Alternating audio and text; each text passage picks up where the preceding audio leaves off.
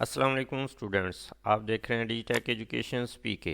और आज की इस वीडियो लेक्चर में हम डीएई का सब्जेक्ट डिजिटल इलेक्ट्रॉनिक्स ELTR 264 जो कि इलेक्ट्रॉनिक्स सेकेंड ईयर का सब्जेक्ट है, इसमें हाफ एडर और फुल एडर सर्किट्स को डिस्कस करेंगे और इस लेक्चर को डिलीवर करेंगे उमर रियाज साहब। लेकिन इससे पहले कि हम लेक्चर की तरफ चलें, आप चैनल को सब्सक्राइब भी कर लें और बेल के बटन को भी प्रेस कर लें ताकि आपको आने वाली तमाम नई वीडियोस के अलर्ट्स हासिल हो सके। और मैं आपको ये भी बताता चलूँ कि इसी चैनल के ऊपर आपको तमाम बाकी सब्जेक्ट्स इलेक्ट्रिकल और इलेक्ट्रॉनिक्स के और मैथमेटिक्स इंग्लिश फर्स्ट ईयर का जो सब्जेक्ट है उनके भी वीडियो लेक्चर्स अवेलेबल होंगे। तो चलते हैं उमर रियाज साहब की तरफ।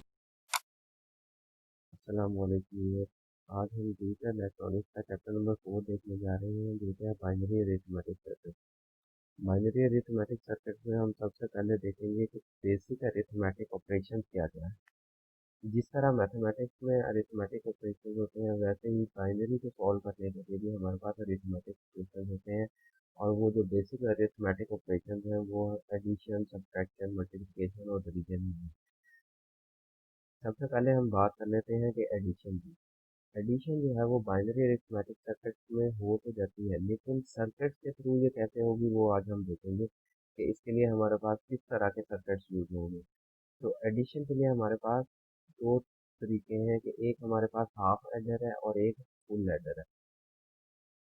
सबसे पहले तो हम बात कर लेते हैं हाफ एडर की।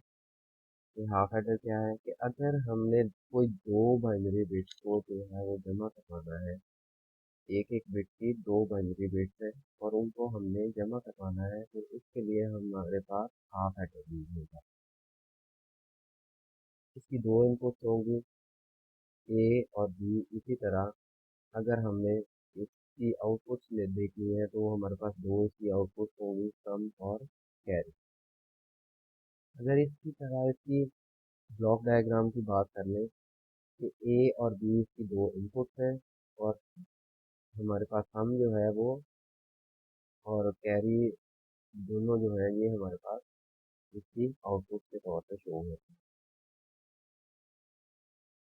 अगर इसकी इक्वेशन, लॉजिकल इक्वेशन की बात कर ली जाए तो हमारे पास सम जो है वो कैसे जनरेट होगा, वो A bar dot B plus A dot B bar के थ्रू हमारे पास इसका सम जनरेट होगा। ये इक्वेशन किस गेट की इक्वेशन है, ये हमारे पास एक्स और गेट की इक्वेशन है। यानी कि अगर ए को बी के साथ एक्स और गेट का फंक्शन परफॉर्म करवाया जाए तो हमारे पास सम जनरेट होगा। और इसी तरह अगर हम इसका कैरी लेना चाहते हैं तो वो हमारे पास ए डॉट बी के थ्रू हासिल होगा कि ए एंड गेट बी करवाएं तो हमारे पास इसका कैरी जनरेट हो जाएगा। अगर हम इसकी लॉजिकल डायग्राम की बात कर लें तो ये हमारे पास इसमें एक एक्स और गेट लगा हुआ है और एक इसमें एंड गेट लगा हुआ है। एक्स और गेट इसका सम जनरेट करवाएगा और एंड गेट जो है वो इसका कैरी जनरेट करवाएगा। ए और बी अगर दोनों एक्स और गेट की इनपुट पे जाएंगे तो हमारे पास इससे आउटपुट जो आएगी वो सम की आएगी। ए और बी अगर दोनों एंड गेट की इनपुट पे जाएंगे तो ये हमें क्या जनरेट करवा के देंगे, ये हमें कैरी जनरेट करवा देंगे। अगर इसका ट्रुथ टेबल की बात कर लें तो हमारे पास दो इनपुट्स हैं इसकी और दो ही इसकी आउटपुट है। ए और बी इसकी दो इनपुट है, सम और कैरी इसकी दो आउटपुट।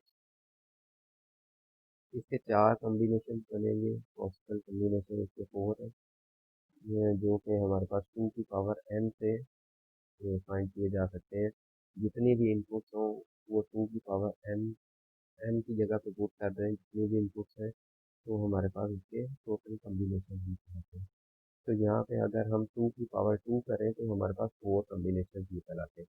तो ये हमारे पास इसके फोर कॉम्बिनेशन जो कि zero zero, zero one, one zero और वन जीरो।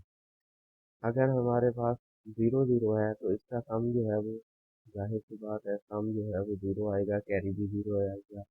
इसी तरह अगर ए और बी, ए हमारे पास जीरो है, बी हमारे पास वन है, इनकी एडिशन करवा रहे हैं तो सम हमारे पास वन आएगा, कैरी जो है वो जीरो रहेगा। अगर हमारे पास ए वन है और बी जीरो है तो हमारे पास सम जो है वो 1 आएगा, कैरी फिर भी 0 रहेगा। सिर्फ एक एक केस ऐसा है जिसमें हमारे पास कैरी जनरेट होगा और वो ये वाला है कि जब हमारे पास ए और बी दोनों 1 1 होंगे। इस केस में हमारे पास आंसर तो डेसिमल में अगर हम देखें तो 1 + 1 क्या आता है, आंसर 2 आता है। लेकिन क्योंकि बाइनरी में हमारे पास 2 नंबर नहीं होता, इसमें हमारे पास या 0 होता है या 1 होता है। इसलिए हम इस 2 को बाइनरी में कन्वर्ट करवा के लिखेंगे कि हमारे पास 2 जो है उसकी बाइनरी क्या बनती है, वो 1 0 बनती है। तो 1 0 उसकी बाइनरी बनती है, तो इसके लिए हम सम जो है उसमें 0 लिख देंगे और 1 जो है वो उसका कैरी चला जाएगा। तो इस तरह ये टोटल जो है वो 2 बन जाएगा। तो ये तो हो गई हमारे पास हाफ एडर की बात। अब हम बात कर लेते हैं फुल एडर की। तो फुल एडर जो है वो ऐसा सर्किट है जो कि हमारे पास 3 बाइनरी बिट्स को ऐड करवाने के लिए इस्तेमाल होता है। 3 बाइनरी बिट्स कौन कौन सी हो सकती है, ए बी और कैरी इन या सी इन भी इसे कहते हैं। ये 3 इनपुट्स हैं इसकी। ये कैरी इन जो तीसरी इनपुट है, ये किसी और एडर से हमारे पास कैरी के तौर पे इनपुट आ रही है, किसी पिछले एडर से किसी नेक्स्ट वाले एडर में कोई इनपुट के तौर पे ये आ रही है। पॉसिबल है ये 0 भी हो सकती है, 1 भी हो सकती है। अगर 0 है तो इसका मतलब है कि कोई पीछे से कैरी कोई और नहीं आ रहा। तो अगर ये 1 है तो इसका मतलब है कि कोई पिछले एडर से कोई कैरी जनरेट होके नेक्स्ट एडर में आ रहा है। दो इसकी आउटपुट्स होंगी, एक सम होगा और एक कैरी आउट होगा, या इसे सी आउट भी कहते हैं। जिस तरह हमारे पास हाफ एडर के केस में सम और कैरी आउट थे, इसी तरह इस केस में भी हमारे पास दो आउटपुट होंगी, सम और कैरी आउट। अगर इसकी ब्लॉक डायग्राम की बात कर लें तो ये ब्लॉक डायग्राम हमें बताती है कि इसमें दो हाफ हेडर यूज हो रहे हैं। इस ब्लॉक डायग्राम में दो हाफ हेडर इस तरह इस्तेमाल किए गए हैं कि हमारे पास एक फुल हेडर बन रहा है। एक का सम जो है वो नेक्स्ट हाफ हेडर की इनपुट बन रहा है और कैरी जो है वो कहाँ जा रहा है, वो और गेट में जा रहा है। इसी तरह सी इन जो है वो कहाँ जा रही है, वो नेक्स्ट हाफ एडर की दूसरी इनपुट पे जा रही है और यहाँ से जो कैरी जनरेट हो रहा है वो भी और गेट में आ रहा है। यहाँ से एक्स और होके सम जनरेट हो जाएगा और यहाँ से जो कैरी आएगा वो और गेट में चला जाएगा, एक कैरी पिछले वाले हाफ एडर से आ जाएगा। ठीक है, तो ये हमारे पास और गेट, जब और गेट का फंक्शन यानी कि एडिशन का फंक्शन यहाँ पे परफॉर्म होगा तो यहाँ से हमारे पास कैरी जनरेट होगा। सम कैसे जनरेट होगा कि ये ए और बी दो इनपुट्स हैं, तो सम जनरेट करवाने के लिए हमारे पास ए और बी की दोनों एक्स और गेट होंगे, एक्स और का फंक्शन यहाँ पे परफॉर्म होगा। तो यहाँ पे हमारे पास सम पहले हाफ एडर का सम आ जाएगा। पहले हाफ एडर का सम नेक्स्ट की इनपुट पे अप्लाई होगा, नेक्स्ट हाफ एडर की इनपुट, और एक जो है वो इनपुट सी इन आ जाएगा। ए और बी दोनों इनपुट हमारे पास आ गए। अब यहाँ से जो सम जनरेट होगा वो टोटल सम होगा हमारे पास। तो ये टोटल सम किसके इक्वल होगा, ये इसकी ज़रा इस तरह डायग्राम भी देख लेते हैं कि हमारे पास एक एक्स और ये है और एक एंड गेट ये है, ये एक हाफ एडर हो जाएगा। इसी तरह एक एक्स और ये है और एक एंड गेट ये है, एक हाफ एडर ये वाला हो जाएगा। तो ये टोटल मिला के हमारे पास फुल एडर बन जाता है जिसमें हमारे पास दो हाफ एडर्स हैं। अगर हम बात कर लें इसकी इक्वेशन की तो हमारे पास इसकी इक्वेशन जो है वो इस तरह कुछ बनती है कि सम जो है वो ए एक्स और बी एक्स और सी ई, यानी कि ए बी और सी तीनों आपस में एक्स और का फंक्शन परफॉर्म करवाएंगे तो हमारे पास सम हासिल हो जाएगा इसका। इसी तरह अगर हम इसके कैरी की बात कर लें तो कैरी हमारे पास किस तरह जनरेट हो रहा है कि ए एक्स और बी, ये एंड गेट हो रहा है किसके साथ, सी इन से, या मल्टीप्लाई हो रहा है सी इन के साथ, प्लस ए और बी जो है ये आपस में दोनों मल्टीप्लाई हो रहे हैं, या एंड गेट का फंक्शन यहाँ पे परफॉर्म हो रहा है। तो इस तरह ये इसकी लॉजिकल इक्वेशन बन गई। अब बात कर लेते हैं इसके ट्रूथ टेबल की। अगर हम ट्रूथ टेबल की बात करें तो इसके टोटल जो है वो कम्बिनेशन चार चार की बजाय, जैसा कि हमारे पास हाफ एडर में चार बने थे, तो इसके अब चार की बजाय 8 बनेंगे, क्योंकि इसकी 3 इनपुट्स है, ए बी और सी इन। वही फार्मूला यूज करेंगे 2 की पावर n वाला, तो 2 की पावर 3 करें तो हमारे पास 8 पॉसिबल कम्बिनेशन इसके बनते हैं। तो ये 8 पॉसिबल कम्बिनेशन हम देखेंगे बारी बारी कि इससे कैसे सम और कैरी आउट जो है या कैरी जनरेट हो रहा है। अगर हमारे पास ए ज़ीरो है, बी ज़ीरो है और सी भी ज़ीरो है, टोटल हमारे पास तीनों बिट्स जो है वो ज़ीरो है, तो हमारे पास सम जो है वो ज़ीरो रहेगा और कैरी भी ज़ीरो रहेगा। इसी तरह ए ज़ीरो है, बी भी ज़ीरो है और सी इन वन है, तो जाहिर सी बात है सिर्फ एक वन है, तो सम हमारे पास वन आएगा, कैरी जो है वो ज़ीरो रहेगा, कोई कैरी हमारे पास जनरेट नहीं होगा।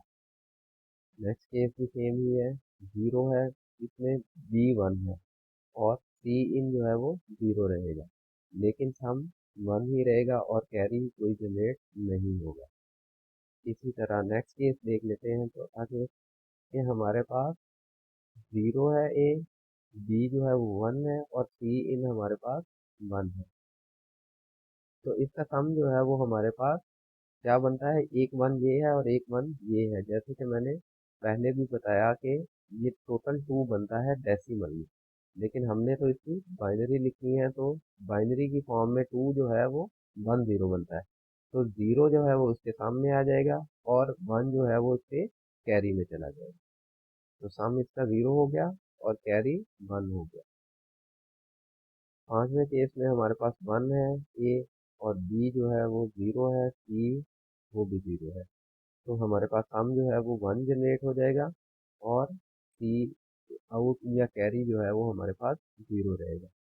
इसी तरह नेक्स्ट केस जो है वो हमारे पास ए जो है वो 1 है, बी 0 है और सी 1 है, तो दो 1 हो गए, तो इसका मतलब है कि हमारे पास आंसर वो ही पिछले वाले केस जिस तरह हमने ये वाला देखा था 1 1 वाला, इसी तरह ये वाला केस होगा कि इसमें जो है वो हमारे पास आंसर जो है वो डेसिमल में 2 बनेगा, लेकिन हमने बाइनरी लिखनी है, तो बाइनरी 102 की होती है, तो इसकी बाइनरी की में हमारे पास सम जो है वो 0 आ जाएगा और 1 जो है वो कैरी में चला जाएगा। सेम नेक्स्ट वाला केस भी है, इनपुट्स चाहे डिफरेंट भी हैं, ए हमारे पास 1 है इसमें, बी हमारे पास 1 है, सी इसमें 0 है, दो 1 है, तो इसी तरह जैसे हमने प्रीवियस केस में देखा, तो इसी केस में भी सेम रिजल्ट रहेंगे कि हमारे पास सम जो है वो 0 रहेगा और सी आउट जो है वो 1 रहेगी। अब यहाँ पे एक जो है वो थोड़ा सा डिफरेंट होता है कि हमारे पास ए जो है वो 1 है, बी जो है वो 1 है और सी जो है वो भी 1 है, तीनों में हमारे पास 1 है, तो इसका टोटल आंसर तो 3 बनना चाहिए, लेकिन हम 3 तो नहीं लिख सकते, हमारे पास तो बाइनरी में या हम 0 लिख सकते हैं या 1 लिख सकते हैं, तो 3 की हम बाइनरी लिख लेते हैं, तो बाइनरी 3 की क्या हो जाएगी, 1 1 3 की बाइनरी है, तो एक 1 जो है वो हमारे पास सामने आ जाएगा और एक 1 जो है हमारे पास वो कैरी में जाएगा। तो इस तरह हमारे पास ये फुल लैडर कंप्लीट हो गया है। नेक्स्ट जो लेक्चर है वो हमारा सबट्रैक्टर से होगा इंशाल्लाह। तब तक के लिए इजाज़त दीजिए।